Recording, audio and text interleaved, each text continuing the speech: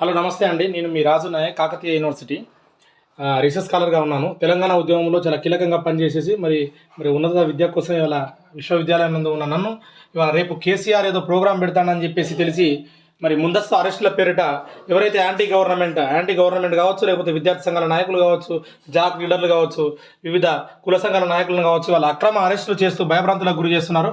నేను ఇప్పుడు యూనివర్సిటీ నుంచి ఇట్లా వస్తూ ఉంటే ఫాలో అయ్యి నా పిల్లలిద్దరికి కూడా చాలా జ్వరం వస్తుంది, ఇబ్బందికర పరిస్థితులు ఉన్నాయి. నా భార్య ఒక్కతే ఇంట్లో ఉంటుంది. అటువంటి టైంలో పోలీసు వాళ్ళు ఇంటి ముందే నిలబడి డోర్లు కొట్టుకుంటా భయభ్రాంతులకు గురి చేసుకుంటా మిమ్మల్ని అరెస్ట్ చేయాలి, మీరు బయటికి రావాలని చెప్పేసి ఇక్కడ మిగతా ఈ అపార్ట్మెంట్లో మిగతా ఫ్యామిలీస్ వాళ్ళు కూడా ఉంటారు. వాళ్ళ ముందు ఇలా ఒక అవమానకరమైనటువంటి బిహేవియర్తోని ఇవాళ కేసీఆర్ వస్తే ఎవరి కోసం వస్తాడు, ఎవడు రమ్మన్నాడు అని అసలు కేసీఆర్కు మాకు సంబంధం ఏంది? తెలంగాణ రాష్ట్ర ముఖ్యమంత్రికి అయితే ప్రజలకు ఆమోదయోగ్యమైనటువంటి పాలన చేస్తూ నీ బతుకు నువ్వేదో బతుకు, నువ్వు ఇచ్చే హామీలు ఏదో ఇచ్చుకొని పోయి నిన్ను అడ్డుకోవడానికి కూడా ఇవాళ ఖాళీగా ఇవ్వడం లేమి. ఇవాళ పని వాళ్ళకు ఉన్నది. ఇవాళ ఒక బాధ్యతాయుతంగా వ్యవహరించాల్సిన మీరు ఇవాళ అక్రమ అరెస్టులు చేసుకొని ఇవాళ అరెస్టులు చేస్తా అంటే ఇవాళ పరిస్థితి ఎంత దారుణంగా ఉన్నదో అర్థం చేసుకోవచ్చు.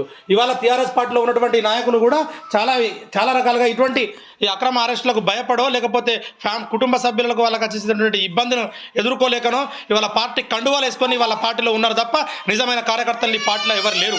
ఆ విషయం కూడా దయచేసి అర్థం చేసుకోవాలి. మేము కూడా కండువాలు కప్పన్నా, పోలీసులతో కండువాలు కప్పిస్తావా అంటే బెదిరిస్తావా?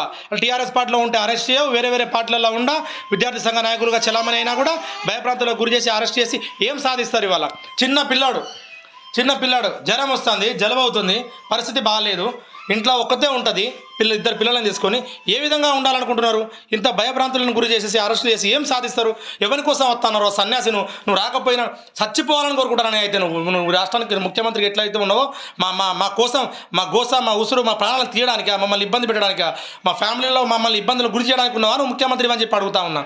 నీకు సిగ్గుసారం మానం మర్యాద ఉంటే నీ ప్రజలకు ఏం కావాలో అవి తెలుసుకొని ఆ ప్రజలకు న్యాయంగా మంచిగా పరిపాలించేటటువంటి బాధ్యతను మీ చేసుకో. ఉద్యోగాలు అనేటువంటి ఉద్యోగాలు ఎందుకు నీకు అంత భయం? ఎవరు రమ్మన్నా నేను వరంగల్కు? ఏం పీక నీకు వస్తానవా వరంగల్కి? నీకు అంత చక్కగా వచ్చిన ఉంటే రా, నీ హక్కు అది, నువ్వు రావచ్చు. నీ రాష్ట్ర ముఖ్యమంత్రిగా నీ గౌరవ స్థానం ఉన్నది, ఎక్కడికైనా వచ్చి మీటింగ్లు పెట్టుకో, సభలు పెట్టుకో, నీ చర్చలు పెట్టుకో. కానీ మమ్మల్ని అరెస్ట్ చేస్తే ఏమొస్తుంది? నిన్ను అడ్డుకోవడానికి ఎవడో మేము వస్తామని చెప్పినావా? మేము బరాబర్గా నీ అడ్డుకునే టైంలో కేసులు పెట్టుకో. కానీ మా పిల్లల పరిస్థితి బాగాలేదు, మా ఇంట్లో ఫ్యామిలీ ఉంటుంది, రాత్రి భయపడతారు, కిరాయి కొనుల ఇళ్ళకి వచ్చేసి ఇట్లా భయప్రాంతాలకు గురి చేస్తే రేపటి రోజున అపార్ట్మెంట్లో ఇవాళ మమ్మల్ని ఉంచుకున్నటువంటి పరిస్థితి. రేపు ఖాళీ చేయిస్తే ఎవడు బాధ్యుడు అవుతాడు? అది కూడా సోయి లేకుండా ఇవాళ చిత్రహింసలు పెడితే ఎట్లా భరించాలి మిమ్మల్ని రాష్ట్ర ముఖ్యమంత్రిగా అని చెప్పేసి నేను మిమ్మల్ని కోరుకుంటాను.